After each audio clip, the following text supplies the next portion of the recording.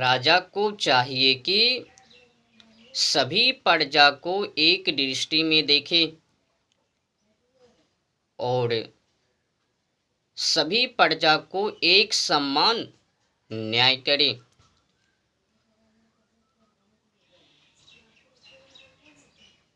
किसी प्रजा में नीच ऊंच भेदभाव ना करे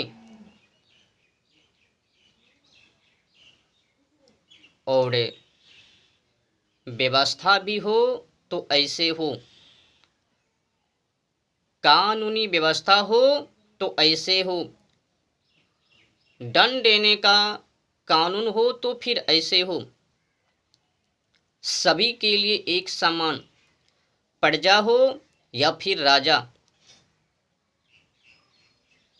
सभी के लिए कानून एक समान, दंड एक समान। ऐसा कानून राजा को बनानी चाहिए।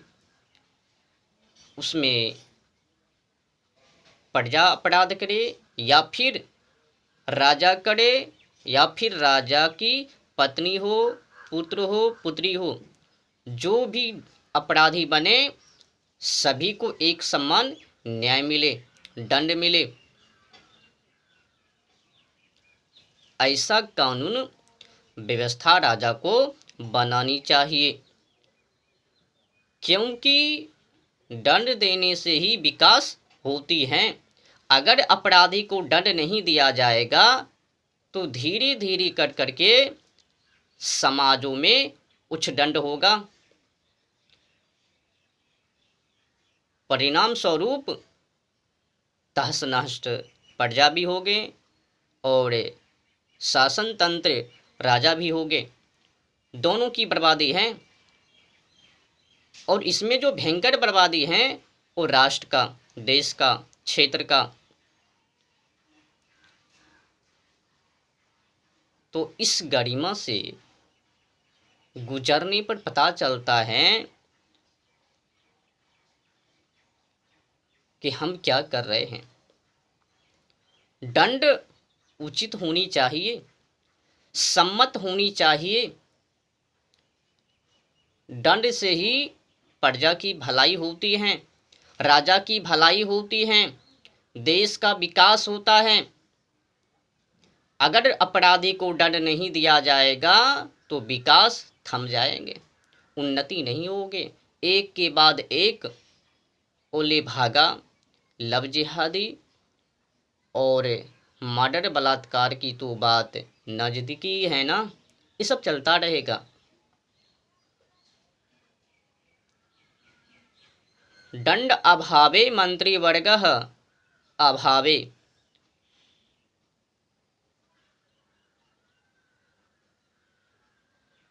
दंड के अभाव के कारण मंत्रीगण का प्रभाव खत्म हो जाता है, कोई नहीं डरता।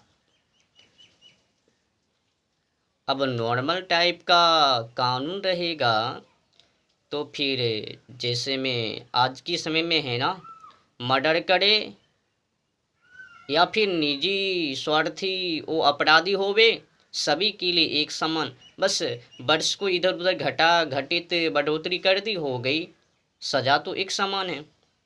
कोई 2-4, कोई 5, कोई 10, कोई 20 ऐसे काट रहे हैं, पर यातना तो है नहीं, ना काला पानी की ना फांसी की।